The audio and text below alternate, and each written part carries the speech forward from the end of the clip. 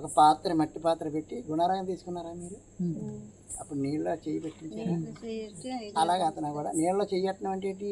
ఇప్పుడు దాకా మేము బాబాజీ నీ దగ్గర రాకముందు చేసినవి అన్నీ కూడా నేను నీకు సమర్పిస్తున్నాను. పళ్ళు కాయలు కాదు సమర్పించేది, ఇవే నీకు సమర్పిస్తున్నాను. ఇప్పుడు దాకా చేసిన పాపాలు వీటి పైన మేము చెయ్యము, ఇలా ఉంటాం మేము అని అలా 12 మంది వదిలేశారు. వదిలేసినప్పుడు ఈయన ఆ పాత్ర ఎలా తీసుకున్నాడు. బాబాజీ తాగారా? తాగుతారని అన్నారు వాళ్ళు. ఆ నీళ్ళు తాగుతారు, తెలుసు. ఆ నీళ్ళు తాగి ఒక్కరోజు పండులాగా అవుతారు, కాలిపోయిన ఒళ్ళులాగా అయిపోద్ది ఆ నీళ్ళు తాగిన రోజు. అప్పుడు ఈ పాత్రని తీసాడు ఇలాగా, ఇలా తీసి అలా చూస్తే మహా అగ్ని జ్వాల పర్వతాలు పరిగెడుతున్నాయి, అగ్ని పర్వతాలు.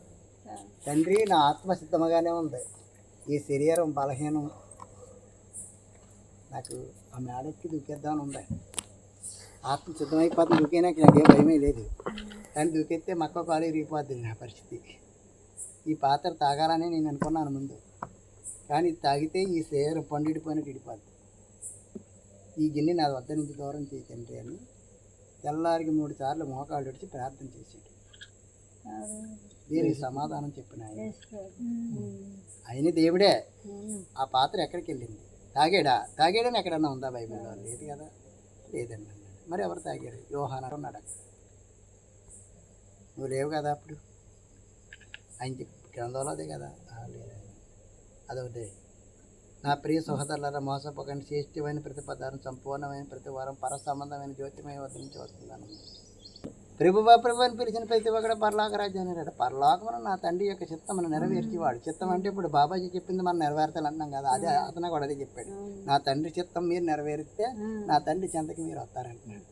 బాబాజీ ఏమన్నాడు? నా చిత్తం నేను చెప్పినట్టు మీరు వింటే నా దగ్గరికి వస్తారు. లేదంటే కల్పాంతం ఉంది, 7వ కల్పాంతం ఉంది. ఈ మళ్ళీ పునర్సృష్టి ఎప్పుడు నిర్మాణం అవుతుంది? అప్పుడు దాకా ఈ అగాధంలో ఉండాలన్నమాట. చూడు, బలి నుంచి వచ్చినాడు, గాలిలో పోయాడు, దూలో పోయాడు, ఆడిమే పడ్డాడు, ఈడిమే పడ్డాడు అన్నారు కదా, అందుకు కూడా పనిచేయం. మనం ఎవడమే పడినా కూడా చుట్టంతా వినాశనం అయిపోతుంది, అయోమయంలో ఉంటాం అన్నమాట. అదే చెప్పేవారు బాబా, ఇక్కడ నీళ్ళు తెచ్చుకోవాలి, మోక్షం కోసం ప్రయత్నం చేయండి.